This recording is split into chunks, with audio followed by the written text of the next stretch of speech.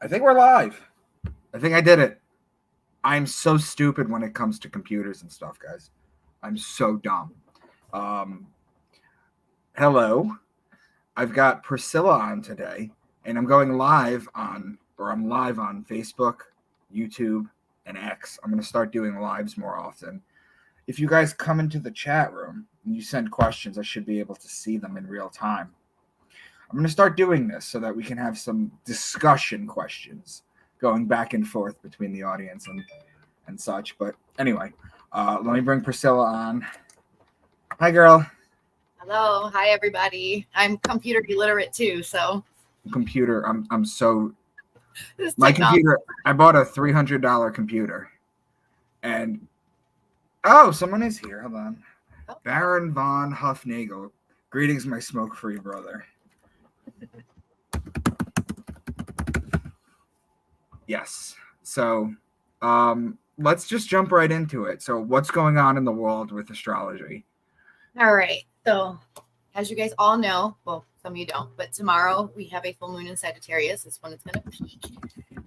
This full moon is at 2 degrees, 3 degrees respectively, depending on where you are located in the world.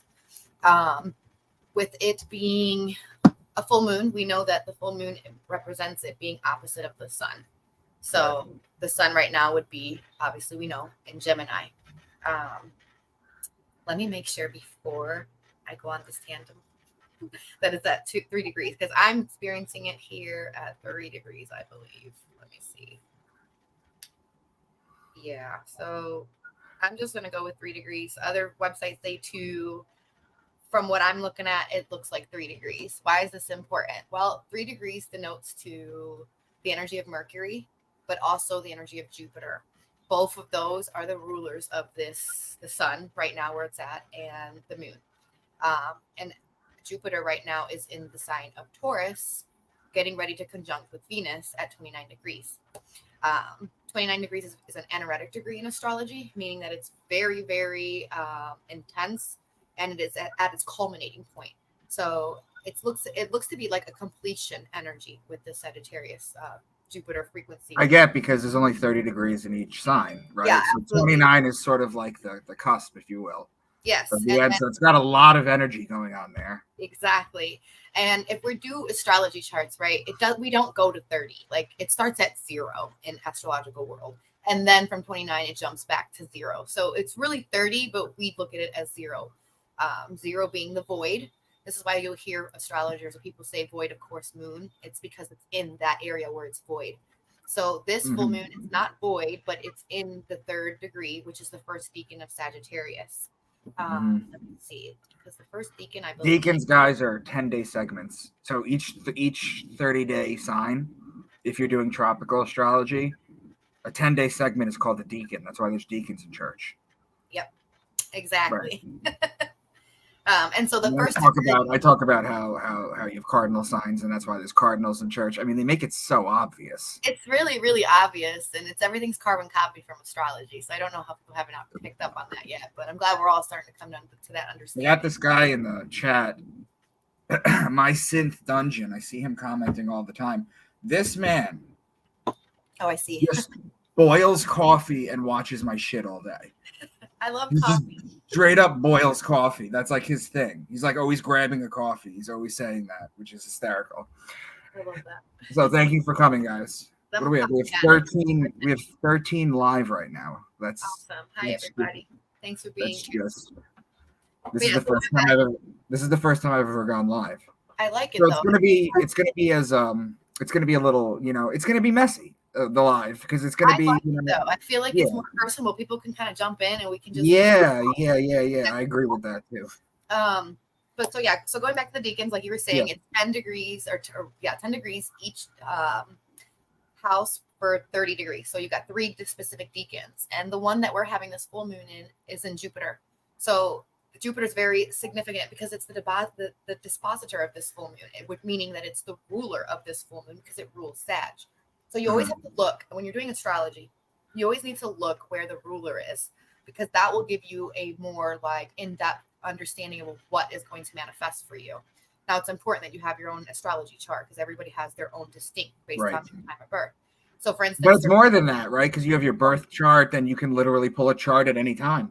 yes, because you can do event charts, or you can do transits, or you can do progression. So you can see like Right. the level of evolution. You did an event chart when we all got together last year for that thing that I put together Yes, I did.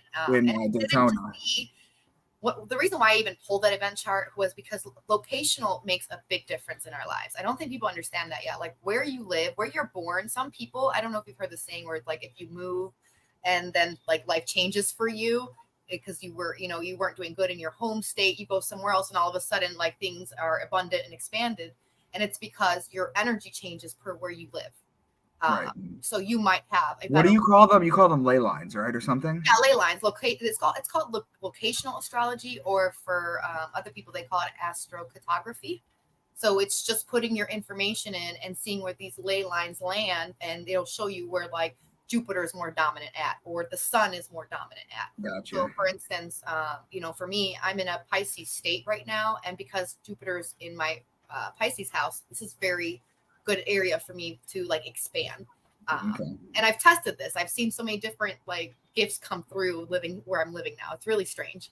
But yeah, so we always need to look at the dispositor of the moon, because then it'll show distinctively to your chart how it's going to affect you. Right. This being the ruler, we know that the ruler Jupiter right now does the moon, because it's feminine energy, affect women more than men? It affects everybody in totality because everyone has emotions and everyone has feminine energy in them. I think that it gives, because it is feminine and it is considered mother, it does give women a stronger impact when it comes to intuition. Because guys more than not are their sun, they're solar, they're more external. They don't really want to deal with the internal as the way that women do. We navigate it a little bit different, but we all are affected by the moon. Like gotcha. We're up to 30. We're up to 30 people now. So thanks guys for listening. Feel free to talk in the comment section. Please, because if I see something, I'll respond and I'll answer you. Yes. So going back to the moon, what you're talking about, this moon peaking here in Sagittarius does affect a sign more so, which would be Sag. So if you're a Sag sun, you're a Sag rising, you're a Sag moon, you're going to feel this a little bit more. And then mutables, because we have to look at what elemental or what modality it's under. And for this, it's under fire and it's under mutable. So people with fire and mutable energy are also going to feel the intensity of this moon a little bit more as well. So when it comes down to, we're getting closer to election day, and that is going to set things up. Now, with June being Pride Month, what can you tell us about what you see in June? And guys, you can believe this is bullshit. You can believe that it's not. It doesn't matter, because the fact of the matter is this works. So what you should do, let's pull up June's chart so we can look at it while I'm explaining what the month of June will look like. All right, so this is June's chart. Can you explain the chart, how you pulled this information? All right, so I don't know if you guys can see my cursor, but yes. Up here where it says event chart, that's all I did. I casted an event chart. I titled it June chart. I started from June 1st, the year that we're in, and it shows that it'll be Saturday. And I just did it from my location because this is from my perspective where I'm at located. Now you can change this for wherever you are. It'll still show the same lineup. It just might change the wheel depending on where you're located. So for me, this places this as a Leo rising where I'm sitting at. Right. And then it's a Gemini sun, obviously. And then we have the moon in Aries that day. So what this tells me, it just shows me the frequency and the energies that we're going to be dealing with for the month of June. Now, this is going to keep moving as every day, each planet starts to move. Like the moon moves every 3 days into one sign into another. And every sign or every planet respectively moves at its own pace. Okay. So by the time we get to the end of the month, the sun won't be sitting here. It's going to be all the way over here, getting ready to move it to Cancer. Okay? So it looks like everything is Pisces. I think that's Aries, this thing right here, that sign. Taurus and Gemini. It looks like everything is in there, basically. So basically, from my perspective and where I'm located, and this is the same for, if we were to pull the United States chart, I believe the United States chart is a Sag rising. So all of this would be in this side of the chart for United States, meaning that most of the majority of the planets are going to be over the horizon, and some of them are going to be under the horizon. Okay. Now that's important, because under the horizon denotes to more personified personal experiences, while over the horizon shows, how things manifest in the outworld for you, outworldly. So what can you tell us based on how these planets are aligned and everything, the degrees and everything? How can you tell? Isn't there another section of this chart, by the way, where like at the bottom it should show just all the signs and what they're in? Oh, yeah. So if we were to scroll down, I have to go to this page, but let's see. If we were to scroll down, it shows you. Yeah, there here. it is. There it is. There it is. All right. So you don't this even right use here. You don't even use that key anymore, do you?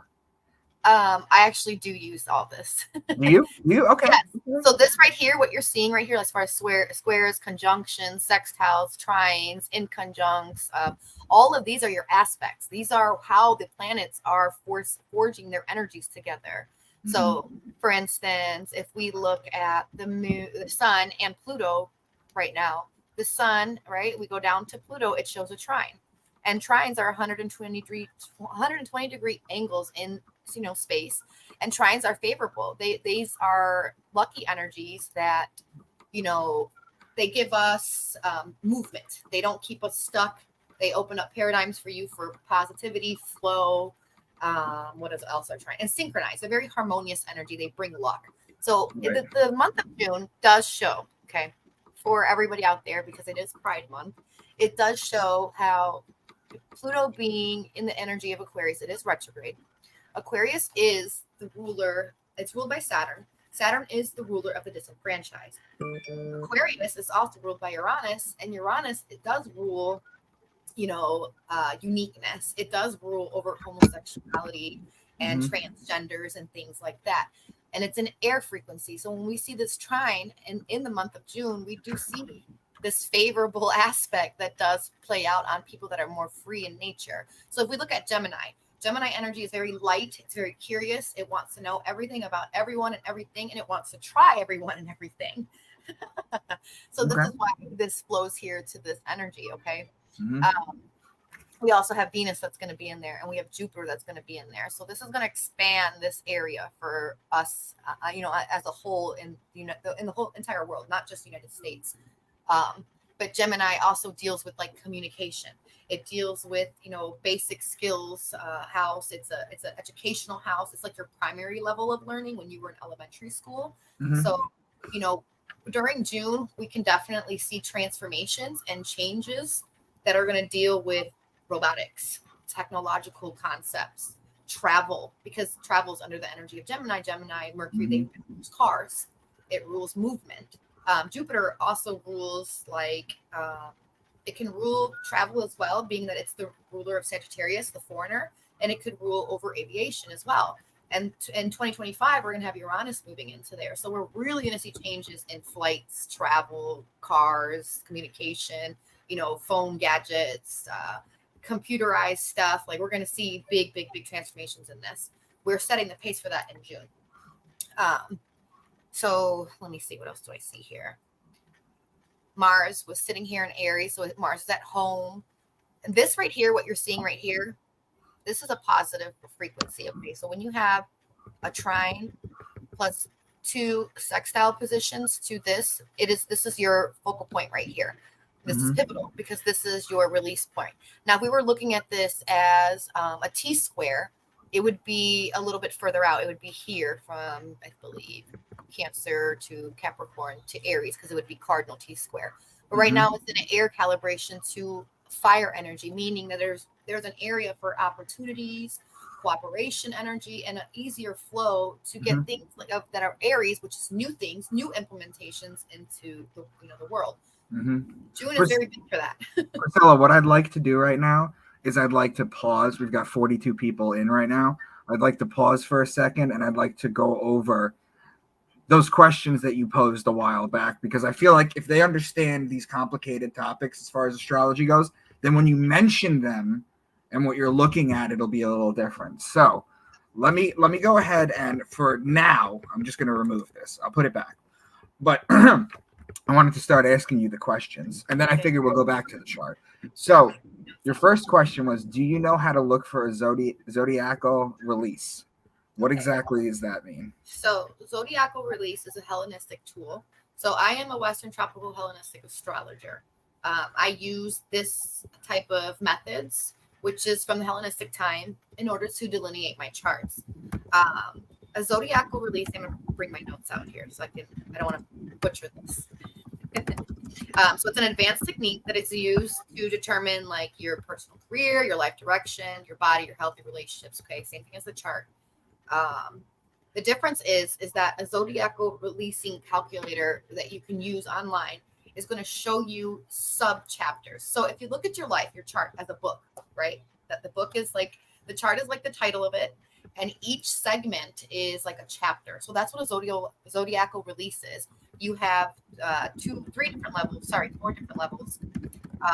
L2, L4, which is sub periods. And then you have the minor ones, which is L5 through L8, which is micro periods, experimental, the loosing of the bonds, peak periods, culminations, completions. What does that mean? So when you're in that period, in that stage in your chart, it means that you are pretty much commencing that chapter in your book, and you're getting ready now to move into another chapter. Mm-hmm. So it's just basically looking at your life in segments of chapters. Mm-hmm. And then you can look at it as segments in paragraphs and then sentences. That's what a zodiacal releasing is. So we just break the chart down into simpler terms to see what areas of life you're actually being affected by. So for instance, I'm going to be 38 in October. My zodiacal release will be L3 in the sign of Aquarius. So that's denotes to my 12th house. I'll be doing a lot of behind the scenes work, a lot of, for the next year when I turn 38, a lot of like back end deals, behind the scene works, working on subconscious, working on in modes of spirituality and stuff like that. So it's so important to get your readings done with people that, with astrologers that understand these tools, just because they're able to kind of go a little bit deeper than what you see out there in the astrology world. People don't really talk about zodiacal releasing in Facebook or Instagram. Mm-hmm. They're just kind of looking at the surface. Yeah, there's lots of questions. They don't mention any of it. None of it. No, and it's because that those are personal techniques that we learn when we're in astrology school in order to delineate a chart. So a lot of people don't want to give those little aspects out because they're like, well, you're not privy, you should go learn as well. It's an educational aspect, but I don't mind talking about it because it's important. These are layers. So just like progressions, if we look at progressions, mm-hmm. Progressions are, we have progress charts, and when we're using progress charts, we're looking to see how far your sun has progressed and your other planet placements to see how much you've evolved. So looking at progressions is important because you're not just going to be like, you're born with your natal chart, right? But your natal chart is constantly growing, it's constantly evolving. So when we're looking at progressions and we're looking at zodiacal releases, we're able to see what segment of life you're in, what chapter in your book, and how much you've actually evolved. That's how we look at that. So I'll give you an example in mine. I'm born a Pisces rising, but I'm actually now in my progression chart, I'm actually a Taurus rising. So I've jumped 2 signs in my rising. And that's how much evolution I have grown. And it's crazy because we actually do it in reverse. So you're not going to go like Pisces, we go forward. So you're actually going to be Pisces. Like for me, I'm Pisces rising. It's going to go forward. So I went through Aries evolution. Now I'm in Taurus evolution. And about 3, 4, 5 years from now, I'll be moving into the Gemini evolution. So it really is just dependent on how fast you're actually evolving and the way the planets are moving. And this happens for everyone, whether they're aware of it or not. Okay. All right. So let's see what the next question is. What are decans and fixed stars? We just touched on that, but if you want to, decans. So decans are important because it gives you an extra flavor of the energy that you're actually under. So if you have let's say you have a conjunction, like let's talk about the conjunction now. We have a conjunction, Venus and Jupiter in Taurus now. It's in its 3rd decan. Let me see. Who was the ruler of that decan for Taurus? I'll tell you right now. 3rd decan, ruler Taurus.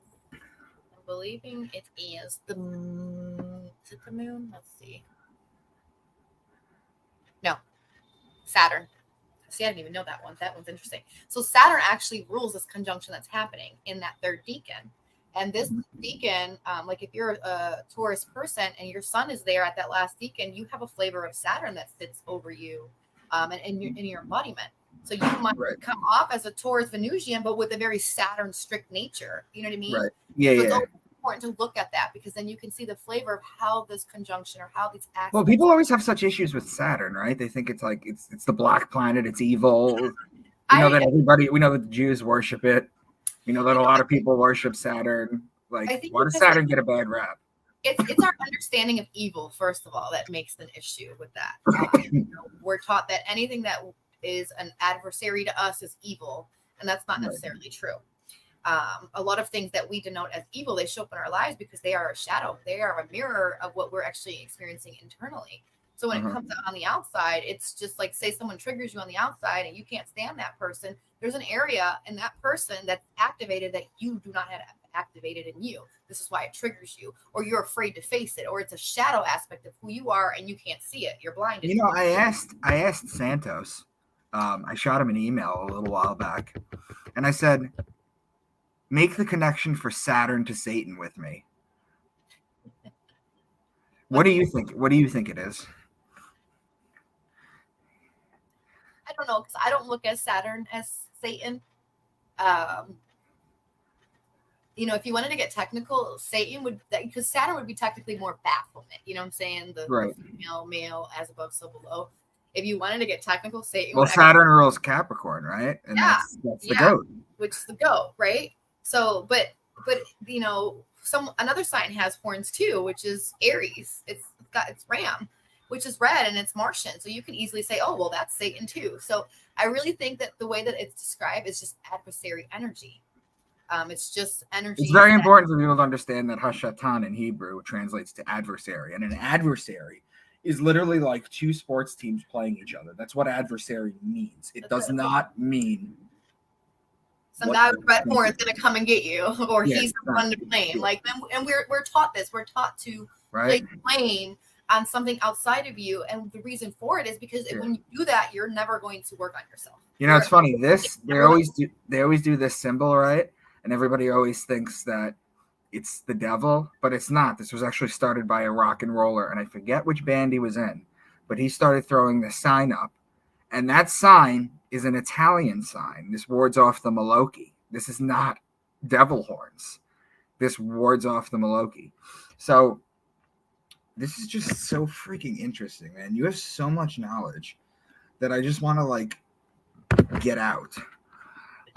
Okay, so the next one is, what does each degree mean? And I'm not going to ask you to go through all 30. I'm just going to say like how they're basically set up, I guess. Okay, well, we can start 1 through 12. So obviously 1 is Aries, 12 is Pisces, and then they start over again. 13 would be Aries, so on and so forth. So, and you know, if we have 30 degrees in each, let's see, 10 is what? Capricorn. The last degree in each time ends with Capricorn.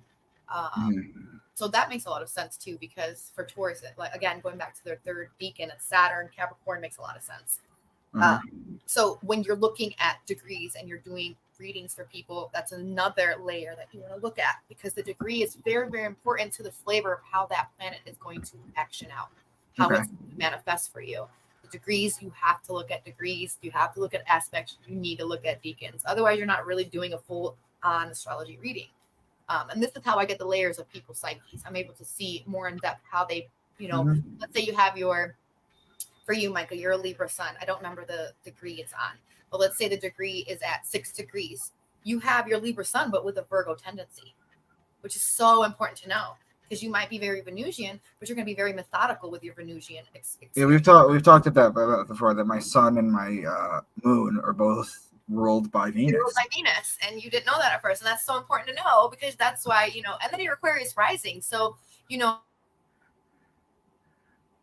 socialite, you know, Venusian love, friends, connections, all of that is so important for you. It is the driver of your helm.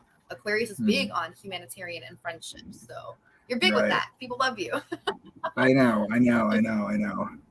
I keep forgetting when I talk to you about life, like behind the scenes, that we have very, very different charts, and we have very different things that we're dealing with on this planet. But it's nice how it comes together, though. Yeah, it does. And it shows you, like, astrology, if you put people's charts together, you can see why they came together, what their missions are for, what the purpose is for. Okay. So tell me, what minor aspects mean, since you just brought them up? All right, so our main aspects that everybody focuses on is trines, sextiles, squares, oppositions, conjunctions. These are what most people know, and most people read these. But we have a lot of minor aspects that are not looked at because they don't. A lot of astrology school of thought say that they're not as important, and I don't believe that. I believe that they are very, very important because this is where your secret sauce lies. So like when you don't know your minor aspects, you don't realize that there's potential for some other growth here. So for instance, like I have a biquintal, which is 144 degrees. I believe I have, let me see, I have two biquintals in my chart. And my biquintals are, the first one is Moon and MC. Why is that important? Well, the Moon is the people and MC is the reputation.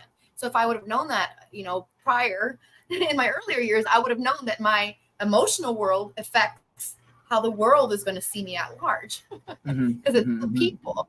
So, and it also tells me because it's quintile to MC, MC's in my house of career, that at some point I was going to be working with people in my career. So now I know this, I understand that, I'm able to kind of connect those dots. So minor aspects are important in that sense because that's where, like I said, the sauce is in. You said what is the degree of a biquintile? I'm assuming it's like every other 5 or something. Yeah, it's 144 degrees. So yeah, like it makes this like beautiful like 5 planet or 5 configuration. But it's nice because that's another thing. Like I don't think people understand that astrology is very geometrical. It's all like shapes, but so is our existence, right? Because we are like the platonics, the solid platonics, whatever you call those. Right. That's very, very, very important for our existence. But it's the same thing with our energy. So our these aspects are showing kind of like shapes that we're making through our own energy. Based on where when you were born, where you were born, your time of birth. And so that shows you the expression of how your energy comes out. Okay. So like, for instance, I was watching a cube one. I can't think. This is why people do the Saturn worship because it's like the cube, right? But that's just, the cube represents being boxed in, being limited, being restricted, not, trying to stay disciplined and grounded within these 4 walls. It also flat packs into a cross too. I did not know that, and that makes sense because the cube flat packs into a cross. Yeah, and that's crazy because astrology, the IC, AC, MC, and DC, that is the cross you bear. That's what they actually meant when Jesus was supposedly put on a cross. It's our souls on a cross that we bear, being at the point of when we're born, when we take our first breath. Right. And that's why the back. So like, if you pull up the astrology chart again, I'll show you real quick. Yeah, pull it up. Okay. Yeah, because I want to show everybody what I mean by the cross that we bear. All right. So for instance, this one's cross that they bear, because it's really based on your ascendant point. So their ascendant point starts here, okay, 24 degrees, which means at 24 degrees over here is the IC, the DC. This is the MC. I'm sorry, the IC, AC, DC, MC. So then again, you'd go over here to the top of the chart, which would be 24 degrees, which is also the same as this, which makes a cross. This is the cross that you bear. And the reason for that is because it's in a area that's angular to you. Angular houses, 1st, 4th, 7th, and 10th, are the houses that deal with you and how it pertains to you and other people, your legacy, and your stability, the grounded root, like where you're going to ground your feet and where you're going to like burst into this like tree of life. So basically, so for this person, their grounded root is here in Scorpio. This is the bottom of the tree. And you can even add this with the tree of life and things like that and other esoteric practices, even DNA. And it shows how you climb. You're trying to climb up that ladder to this MC point, to the reputation and legacy. You want to be here because this is the whole purpose, right? The temple is very purposeful. That's why we call it the career house. And this is why father is over this house too. If we go to ancient astrology, they kind of flip it. In ancient astrology, mother was more so the matriarch, but in nowadays, since this all been flipped, we're dealing with more so patriarchy and that influence, which is why it's very, very important. So this is the cross that you're bearing, what you're talking about when after that whole little cube aspect, it turns into a cross. This is what they mean by it. So a lot of I always thought that the cross was the solstices and the equinox, and Jesus is the sun. And he has to... for the existence, but everyone's cross they bear is distinct to their chart.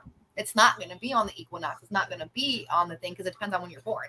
Now, for a yearly calendar or for us in existence, yes, the cross we bear will always be the spring, the fall, the winter, and the summer solstice. That's the cross that the world at large bears, Mother Earth, if you may. But we, because we are born different times, different locations, different days of the year, your cross that you bear is going to be very, very different compared to mine. So, like for me, I'm a Pisces rising at 9 degrees. That's where my cross that I bear starts at. You are Aquarius rising. I can't remember where it starts for you, what degree, but that's where your cross that you bear starts at. So your angular houses are going to be, Aquarius, Leo, Scorpio, and Taurus. So these are so important for you because they're fixed. They're very fixed in nature. So you're so used to staying with what is, what you know. And a lot of these aspects that you're going to experience are going to ask you to move into uncomfortability, move into towards things that you're not so used to, and be more flexible. Me, I'm a Pisces rising, so I'm mutable. I have to learn how to be less shifty and more solid, more concrete in what I decide versus like, well, I think I'm going to oscillate over here today. Gotcha. Or no, I'm going to oscillate over there. So that's very important to know. Okay. So how does astrology anatomically work? Are you going to be talking about like the cell salts? Or are you going to be talking about... Okay, I'll let you just go off. I love this question. All right. So anatomically, right? Aries rules the head and Pisces is the 2 fish for the 2 feet. That's how it goes. So right, so you get hot-headed and cold feet, right? Bingo. Aries to the fish. And everything in between. So it does govern our body in medical astrology. What's interesting about it is, like you were talking about the cell salts. When you're born, okay, I was born October. This means that I was 9 months in my mom's womb, okay, or 10 months, whatever you want to call it. When I was born October 25th, I am now missing Sagittarius, Capricorn, Aquarius, cell salts. All right. These are the ones that if you want optimal health, you need to be putting those cell salts. I always wondered why they said there's 12 cell salts and you're born. Corresponds to 12 signs. They correspond to the 12 signs. And it corresponds to the 12 anatomical aspects in your body. Right. But it didn't occur to me that the ones that you're missing are the ones that you didn't gestate through. No, exactly. Yeah, exactly. Bingo. That's the ones that are out of your body. So for me, it was Sag, Cap, Aquarius. I didn't go through those gestations. My mom obviously got pregnant with me sometime in well, actually, I should have been born in November. I was born early. So this also is very, very real for people who are born early. Like my daughter, she was born so early, 3 months early. She not only is missing those 3 months, but she's missing the other 3. So she's missing 6 months of specific cell salts that could be in her body that could help her with optimal health. That's wild. That makes complete sense, though. The 3 signs. And it's crazy because if you go into like medieval medicine, way back when, before they kind of took all this out, doctors and physicians had to know astrology before they can do a diagnosis. They had to know their patient's personal astrology so that they could diagnose them properly and get them the proper medicine. And that's why people are like, how did people survive back in the days without all this modern medicine? Well, that's why, because they used the celestials, they used your personal data as You're talking about people like Isaac Newton, who obviously invented calculus, but what people don't know is that he considered himself an alchemist above everything. Bingo. And this is how, alchemy is just chemical, mutation or splicing or whatever the hell you want to call it. It's really just figuring out what this might work with this, or this might explode this. Like it's just figuring things out. And that's how we got to where we are today in the pharmaceutical world, where they've done all types of alchemical or chemistry processes to find, new inventions, new healing methods, which, I don't down it. It is what it is. I just always like to go back to source and natural health, just because you can start there, get a basis, and then you can fill in the blanks. It just makes more sense to me. Okay. So we went over the event chart. Okay, here we go. Not fully, but yes. we touched base on it, right? So obviously you can't explain this in like an hour. June is a really good month. I'll tell you that much. June, in comparison to April, was shit show. May is kind of tough because it's that transition and we were still under the rays of the eclipse. But June is actually a better month where we're a little bit further. We're away from the eclipse rays, and June is kind of the month of momentum. This is where things really start to get into alignment for everybody as a whole. And it's summertime. It's where people feel alive, where people feel joy. The sun is out, things are shining. The flowers have bloomed in May, and so June is like the beginning of a very positive alignment. If you can pull in on that energy, obviously it's dependent on you, right? But it is very expansive in June, and it's setting the course for the rest of the year. So that's what I like a lot about June. It's probably to me the best month. And then we do have Pluto in retrograde, so we're going to be feeling that until October. This is the 20 years. Yes. And it's actually, we're at like 19 years now, but it's in retrograde, and we're going to have Pluto go direct back in October, and then fully go back into Aquarius November, where it's going to be full force again. So right now we're kind of like tying out like loose ends when it comes to like transformation in your Aquarius Capricorn house. So Capricorn, you're going to go back over a lot of things. Some things might come up from, the years 2022 and 2023. And that's for everybody collectively in your Aquarius pie and Capricorn pie of your house.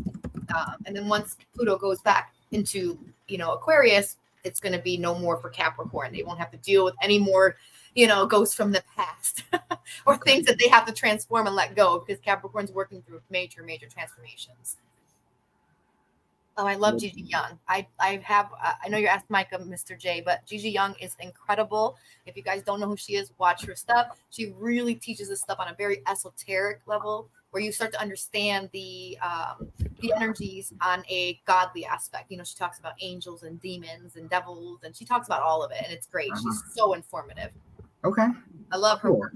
So we went over the 40,000 asteroids, right? Okay, so we have 40,000 plus asteroids, and we keep finding them. But in astrology world, we use 26,000, and people are probably only familiar with like 10 of them. I have like a booklet of asteroids. So off the top of my head, I'm probably good with like 20 of them. And I'm just learning as I go. But I do have a book of over, I want to say 300 asteroids that can be punched into someone's chart. You can also punch in someone's name. So for instance, Micah, I can put your name in my chart, and I can see where you land in my chart and where you will benefit me, or why we're coming together, or how you play out in my energy. I can do the same thing in your chart. In your chart, I could put my name, which I do have an asteroid. Priscilla is an asteroid in space. I was so excited for that. And I can put my name in your chart, and it will show you where I pop up, what I'm here to do, and how we are, coming together. So you can take families' names and throw them in your chart. What do you think about this from H2 for Life Goat? I was hoping to get an opinion from Priscilla on what Silver's chart looks like this year. Oh, like the element silver. I would have to pull up a chart of when it was actually first came into fruition or first used, and then I could look and see the the algorithms of it, where it's going. I have been getting more into financial astrology so that I can learn how to read the charts, the stock markets. I actually bought this awesome book. I should reference it for you guys. 1 second. Okay. Take your time. You guys, if anybody's into financial astrology, this is such a good book. You probably can't even see it. It's probably backwards. But where's the theory of stock market forecasting? And it just shows you from like years, like back to the 1800s, when the stock market first started to go into effect, like in the 19 something or whatever. And it just shows you like the orbits. It shows you charts like on how this works, what planets affect what, and what time frames. I do want to say something about that. When we move this North Node right now, okay, it's in Aries and Libra. Then it's going to move into Pisces and Virgo. When it goes to Aquarius, this is the lowest peak in the stock market, and I think New York, it's New York Stock Market Exchange and the London one. They are going to be at their lowest points, meaning that after that, so 2 years of that, after that, in 2 years from now, it's going to start going up. It's going to go back into Capricorn, and this is where you're going to see a rise in these digital currency, stock market stuff. Inflation will start to kind of die out, but we're Mhm. hitting one of our highest peaks of it now because it's in the lowest aspect of that stock market chart. Okay, so when you asked, can you tell me the signs in sequence? You're talking about the zodiac, right? Mm-hmm. Okay, so then when you say what is the modality of each, what does that mean? So each sign has a mode that it expresses its energy through. So if we start with Aries, which is the first sign, the mode of Aries is, cardinal. Remember we were talking about the cardinals in the church or whatever? Okay. And so the cardinals are responsible for initiating things, getting things started, Well, putting because things they're in the beginning. motion. They're the beginning of. They're the beginning of the. They're the guys. The reason they're broken down like this is you have 4 signs. They're broken down into sections of 3s: your cardinal, your fixed, and your mutable sign. That denotes the seasons. That's why they're broken down into 3. Which is why Your it's the cardinal mode. sign opens it up. Your cardinal sign opens it up. Your mutable sign, not your mutable sign, sorry, your cardinal sign, your fixed sign is next. And it's fixed because it's not contaminated by the other sides. It's literally right in the middle of the season. That's why it's fixed. It's fixed in the season. And then the Yes. mutable takes it out. Which is what we see in humans. So for us, why does that matter? Well, the mode shows the expression of how our season in our bodies are. So, if you're a Aries rising, your mode is to initiate things. That doesn't always mean you're going to complete it though. Right. That doesn't always mean that you're going to stay fixed in that mode. You might, change later on. Same with fixed signs. If you're a fixed rising, your mode is, like you said, the Let me just ask you a question. Is this just my experience, or is there something to this? That I find that the most angry or unstable men are Aries. And for women, I find that they're, at least in my life, Taurus and Scorpio. So I was right. wondering what you think about that. Is there a That reason would be, behind that? yeah. So for you, that is because that's your chart. So you being Aquarius rising, hold on, I'll tell you right now. That puts a sextile energy to your 3rd house, okay, of communication. So you have Aries that sits in your 3rd house. Because Aries sits here, communication and arguing is something that you experience a lot with that mode. And that's 100%. My whole life I've been They will surrounded by. always argue with you. And I they're mean, in my the 3rd house. friends that grew up, they drank a lot. They ended up Well, in that's the because you have friends. military. The 3rd house is friendship house. 3rd house is also sibling house, and 3rd house is also neighbors. So these are areas where you can have confliction because it's in the energy of Mars, which is, arguing and fighting. And The it's god also of war. yeah, the art of war. So that's why. But it's a sextile, so they can also benefit you. There's also opportunities there to cooperate with each other and flow easily, but it depends on the conscious state of the person. So it's not more so that it's the sign, it's the person behind that energy. Are they conscious enough to realize, hey, okay, maybe I'm a little bit combative. I'm a Martian. Maybe I argue too damn much. You see what I'm saying? So they will always come to trigger you because they sextile you. And sextiles are good though. They're 60 degrees, but they have to have that energy of cooperation. And then for you, your Taurus is your 4th house of home. So they square you. So if you're ever dealing with a Taurus in the home, they're always going to give you a power struggle because It's always a woman. It's never a Taurus man. It's always a Taurus woman. Yes, and that's because your moon sits there. Moon is women. So you're always going to have a 90-degree angle to your rising to you, which is a power struggle. It is the nature of Mars, arguing, fighting, combativeness.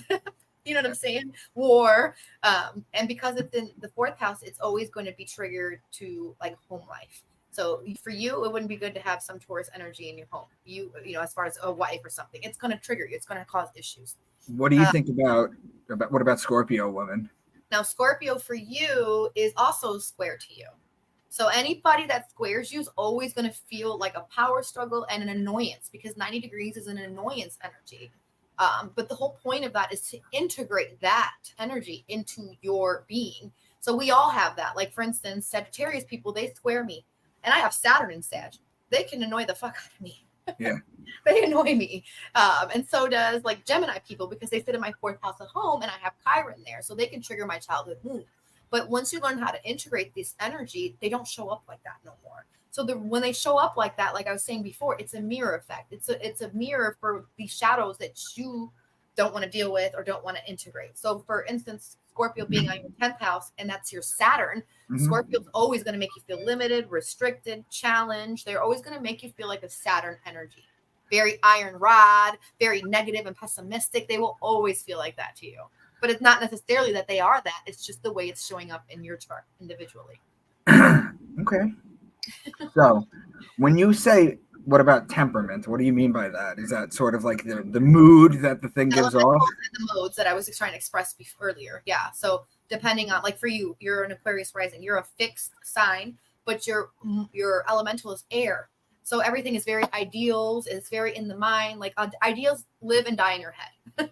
Like you can have so many, and maybe one or two you're going to put into implementation, but you have so many because you're an Aquarius. You're a brainiac. Yeah. And so being that it's fixed, you can actually work towards it, or you can get stuck in that fixation of just thinking about it and not even actually implementing it. Look at this one. I am a 4-time Scorpio, so I feel you. I couldn't even live in my own skin growing up. So I have a couple more questions, and then we'll just bullshit the rest. But basically, okay. Sure. What are the orbital properties and the structures of each planet? All right. So when we're looking at the structures, right, you need to know what Jupiter's astronomical aspect is, or the sun. Hello, whoever's walking in. Nice to meet you. So like we'll go with the sun, right? We know the sun is hot. We know the sun is a ball of fire. We know that it shines and gives life. We know that it moves every 30 days into a new constellation. Every day it moves at 1 degree. These are things that you need to know so that you can understand how that sun sign is going to be expressed out. So if your sun sign is in Leo, it's shiny, it's happy, it's the middle of summer. It is very like all eyes on me, everything revolves around me. I want to shine bright. Look at me, I'm the leader. See what I'm saying? But if you put the sun in Libra, it's in its fall. It's in a whole total different expression, where it's more so like under the horizon, or sorry, it's over the horizon, but it's in an area where it's coming to its furthest peak. So, and the reason why is because Aries, or sun exalts in Aries, so it's in its highest position in springtime, and then in the fall it's in its lowest position. So why we have to keep that into consideration is because when the sun is in Libra, it doesn't get to express out the way it was in Leo or Aries. It's not as potent. It's not as, hey, everything revolves around me. It's not as shiny. It's more so, it's in the darker parts of the sky. So it's getting ready to die out. So its force gets weakened. This is why it's important to learn that, the way that these planets express, for instance, Uranus. Uranus is the ice planet. People don't know that. Like, you got to know that Uranus is ice and it has storms on it, just like Jupiter. Jupiter's got storms on it too. Saturn's got a storm at the top too. Yeah, and these are important because this is how you know someone's temperament if they are Saturn, if they're ruled under Saturn, or if they're ruled under the sun, or if they're ruled under Uranus. So, for instance, Uranus kind of tips on its axes. It doesn't rotate and move the same way all the other planets does, which represents chaos. Why? Because it's rebellious. This is why they say Aquarius are rebellious people. They are not going to go with the status quo. They're going to go, tell them go right, they're going to go left. Just for the fuck of it, too, for the sake. There's no reason behind it. They're just naturally rebellious. And they're naturally chaotic in nature when they don't have enough of that Saturn grounding. Because remember, Aquarius is 2 signs. It's Saturn and it's also Uranus. So a very lower Ooh, I got one for you. Go ahead. Yes, I will one day. I swear. I read it. So it says, Priscilla did a reading for my daughter, and my daughter says she is the best. Does Priscilla plan on offering a financial forecasting service? I am. That is why I am learning this to the T. It's not as easy as regular astrology, guys, but once I get this down, I will be adding that to my website, and I am still working on my astrology school too. I'm creating an online school that you guys can join. So right, I'm working on it. yes, absolutely. So, all right. The last one is, where is the markings in your chart to be an astrologer? So obviously there's some that would guide you towards that. So there's a lot of pop astrology. Let's go here first. There's a lot of pop astrology that says, oh, no, energy is bad energy. And this is not true. Now, it's not to say that it's bad, right? Because it's more so the person behind the energy that is in charge.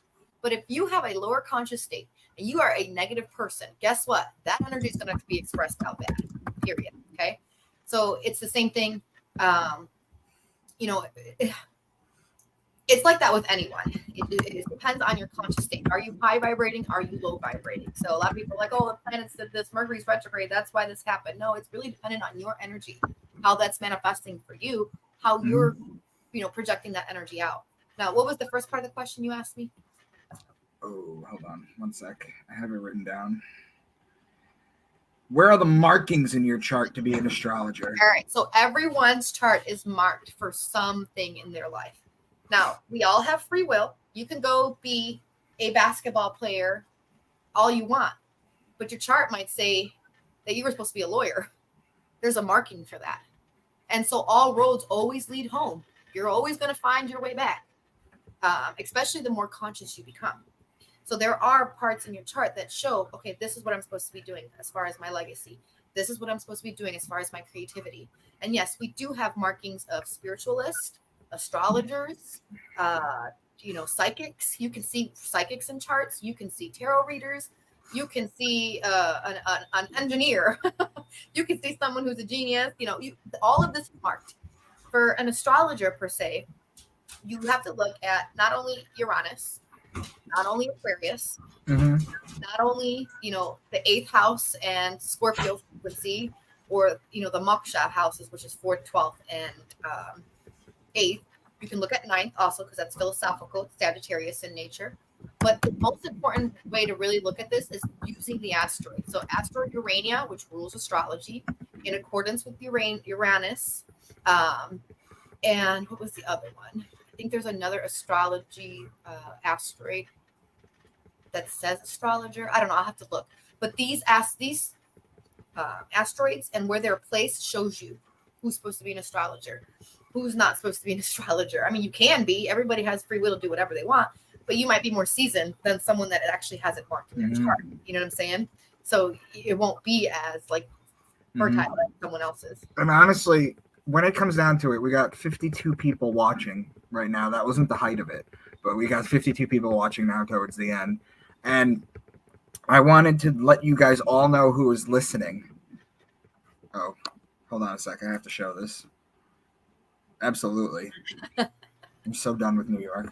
But no, when it comes down to it, I was thinking a couple things. Number one, you guys that are watching right now, reach out to us on social media and just start building this community where you can learn things. I'm thinking of going live with you maybe once a week, and we can do like an event reading for the week. We can. Now that I figured out how to go live. Yeah, we can do a live weekly read for sure. We could definitely do that. Of course, it'll be around your schedule because I've got not as much to do as you. Mine is pretty. But to be fair, I don't know anyone that has as much to do as you. So that's because I've lived multiple lives. I'm a Pisces rising. Yeah, I see that. I have many chameleon styles to me. I do want to answer Lori Tillman. She said something really interesting. She said, "What type of astrology is she using?" So I use Western tropical. Where did that come from? I want to put it up. Oh, this one. Here we go. Right there. Yep. All right. So she asked what type of astrology I'm using. So like I said at the beginning, I'm a Western tropical astrologer. I use the whole sign system. Okay. So does Santos, guys, by the way. Yes. Now, a Placidus I might use to look at you on a one-to-one reading, but I will always go back to whole sign. It's just timed so much better. And then I use Hellenistic techniques. And I do also incorporate Vedic because she did ask that. So like, for instance, 4th, 8th. And when 12th. you say you incorporate Vedic, I automatically think of Ophiuchus. Do you mean it in a different way? I do, because I don't use Ophiuchus because the sun really doesn't orbit through there, which is why I use Western astrology. Now, Vedics do use it. That's fine. There's, I don't really care what system you use. It's because like I said, all roads lead home anyways.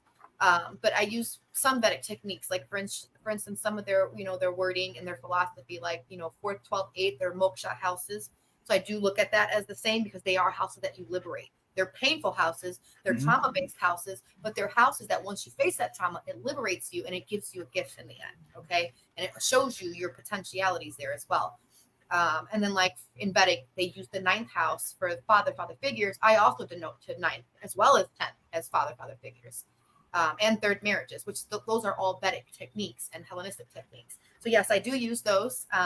And also to answer her last question, thank you, Jay. I appreciate that. There are so many astrology systems, guys. You have Hellenistic, Western, you have Vedic, you have sidereal, you have Uranian astrology, which is the most. What's the difference between sidereal and Vedic? Because people interchange them sometimes. They do. Vedic to me is a little bit more real, more. I don't want to say that because I don't want people to get mad that you said sidereal. Vedic is just more like they use Time Lords. They use more of the techniques and tools that are more ancient in nature, versus sidereal is more so like, to me, it's more religious based. I don't know how to describe that. Like one is more based on like the fear mongering, and the other one is more so like to the point. But even though Vedic does use that too, they use a lot of their old school concepts like demonic and things like that. Well, you know what we can do now? We went through all the questions. We touched base on everything. So let me put this bad boy back up. And based on what we have now discussed, that people should have an idea. It's not like they're going to remember it. I tell people all the time when I go through the 12 signs, I go, you're not going to remember this the first time. You're not going to remember this story the first time. The only thing I want you to do when you listen to me talk is be able to go, I remember him saying that. That's all I need. And then I can make my points across.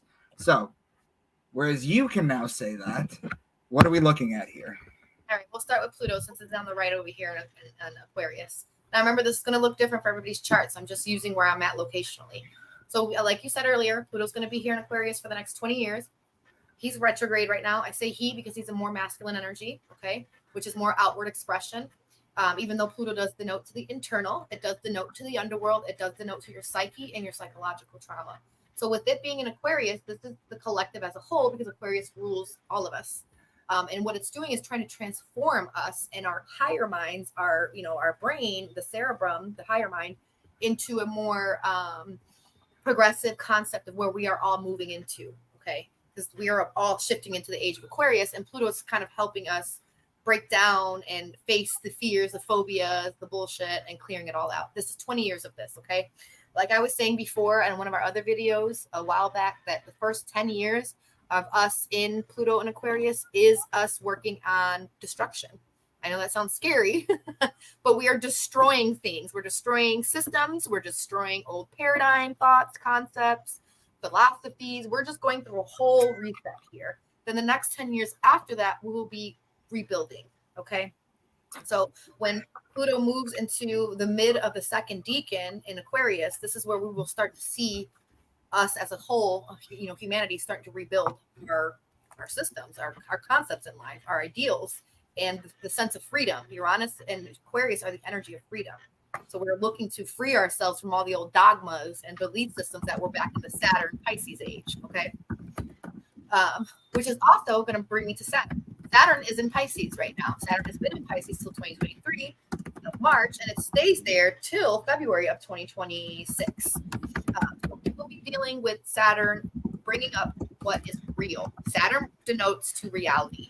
He wants you to get realism. He wants you to see. He's also masculine. He's a male. He's the patriarch. And that energy is basically trying to see the life as real as it could be, because we were under the Pisces 2600 year, era of dreamy state, of the veil, of deception, of all of this fanatical religious concepts and beliefs, and Hollywood, and just wearing the mask. That's what Pisces kind of denotes to, is it's the chameleon. So with Saturn being here, there's like no more room to chameleon, but it really wants you to focus on one, reality and make that real. So Saturn's trying to help Pisces people and the Pisces area of your chart to make it more real, and release what is not real. You know what I'm saying? What's fantasy and what you've created as far as your iceberg, because Neptune is the iceberg, which rules Pisces in modern astrology, and Pisces energy can be an iceberg or a fog, because you don't, it's escapist tendency. You don't want to face stuff. You want to escape from that pain or that reality. So we have Neptune also here at 29 degrees, which I forgot to mention earlier. It will sextile, or it is sextiling tomorrow to the Jupiter-Venus conjunction in Taurus. So this is beautiful for on an individual level, for making your dreams more solid, more real, more into reality. When it comes to like material, your home, your food, your agriculture, how you eat, relational connections, Venusian things, anything that has to do with Venus. And with her being conjunct Jupiter, she wants to expand this. She wants to grow more, food made at home or gardens at home or different ways to get food in the supermarkets. This wants to expand empathy. It wants to expand being like more realistic into looking at to medical fields, looking into addiction issues and things like that, because we have that kind of rampant right now. So all of this energy is going to activate that. And then because it's the ruler of this Sagittarius frequency, it's also about, releasing our dogmas around philosophical concepts, ideals we've made up, philosophical things around religion, belief systems, and cultural things, cultural programming. We're going through a whole release of that. And just trying to kind of come more together, because the whole point of the Aquarius age is for us to come together, humanity to not care about titles anymore, to not care about skin color or, what job you have or, your sex or this and that, and just learn to accept everybody as a whole. Mm-hmm. So this sextile with Neptune is really, really going to activate that. Neptune is the higher octave of love and compassion. So we will see this energy trying to integrate into people's mindsets and into real life, their physical world. Mm-hmm. So let's move past that. When we look at the moon on this day, June 1st, which obviously the moon moves every 2-3 days, so it's not going to stay here in June. It does its whole orbital period through every sign. But in Aries, moon and Aries people are very quick. They're very feisty. And they tend to make their decisions based on their emotions. And so with the moon here, I think we're coming into the month of trying to be a little bit quicker with our decisions, and trying to get more action around the home. I think everybody is kind of on a collective scale, everybody in the home front is feeling it. Like everybody with this full moon peaking, everybody wants some change in their home, whether it's them wanting to move, getting a partner out of their home, bringing a partner in their home, new work in their home, putting a new bathroom. I don't know, anything like that. It's home based. It's also mother, and it's also emotional based. So we're working in June. The consensus is June is really working on the home base and the internal factor. So I'm going to give you a couple minutes to just share anything that you would like to at all. I'm not going to interview you. Just share your message with everyone. What is my message? Shoot, I don't freaking know.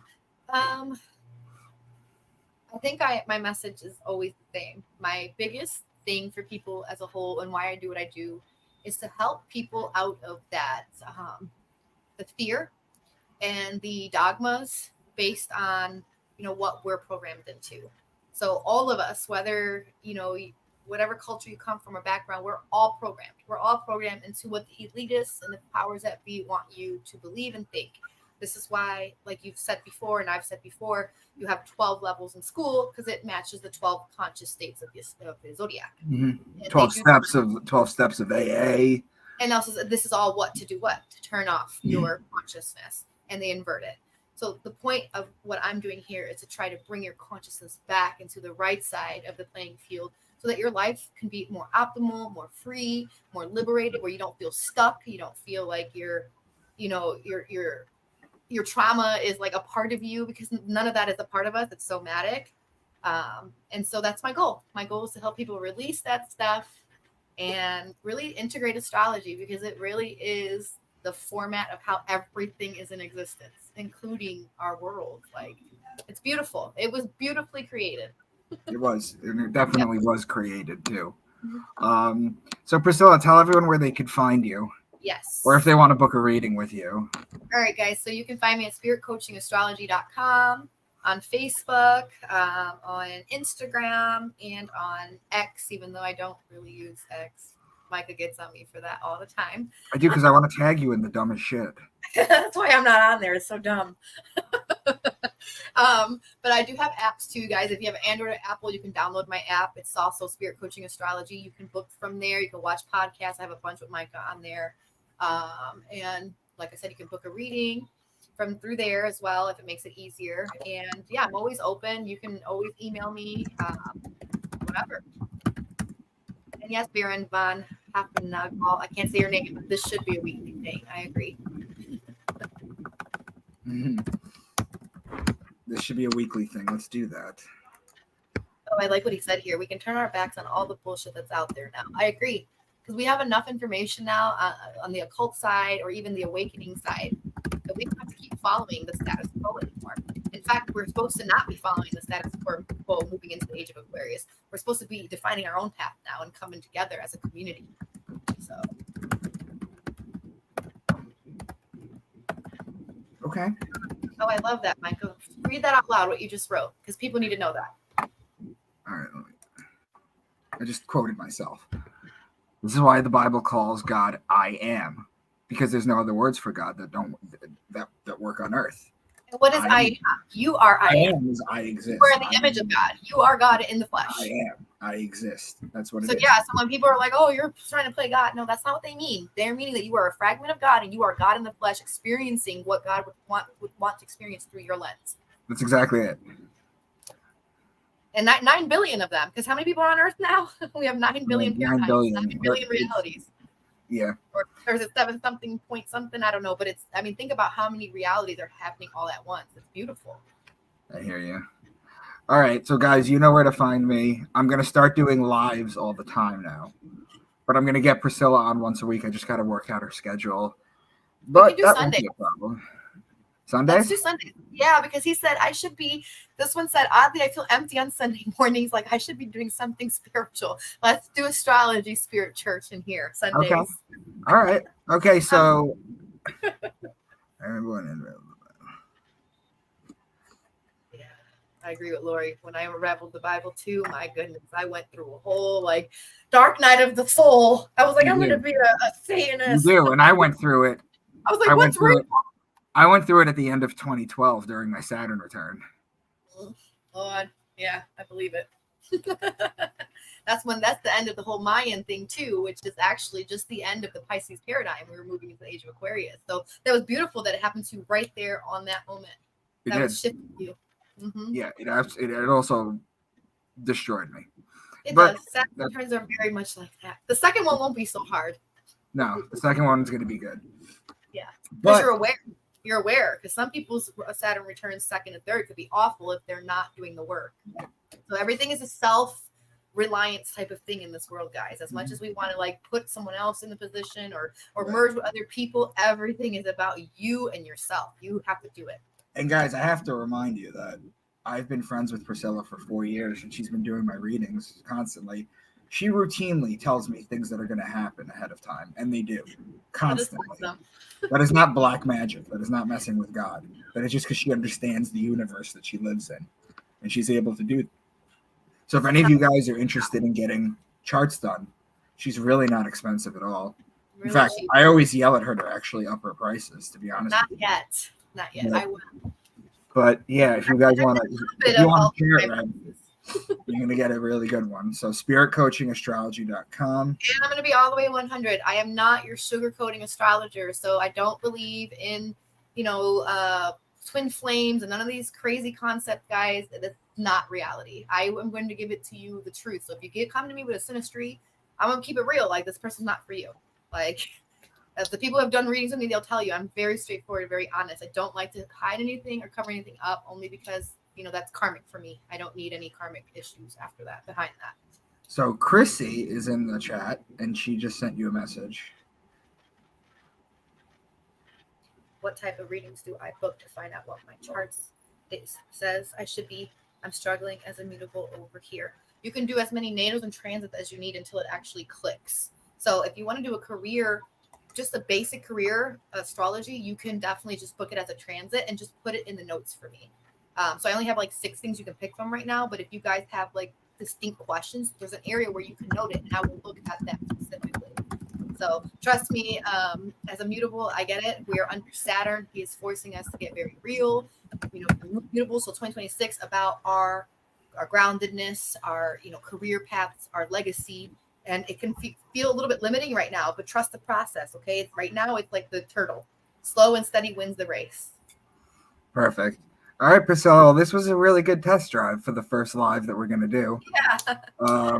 Let's go ahead and it's Wednesday, so we could do this Sunday, but I'll touch base with you on the time. So, guys, thank you for being here.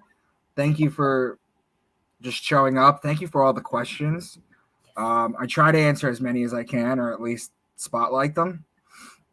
You do see them when I put them up, right? I could see them. Yeah. You can. Okay. Just making sure. But also, I don't know if you're okay with this. If they have themes or questions, they should inbox you, and we can actually add it to the show. No problem, Sharon King. Thank you. So, I will talk to you soon, girl. Thank you for coming on. No problem. And let's come up with something good soon. I'll talk to you soon. All right. See y'all later. Bye, guys.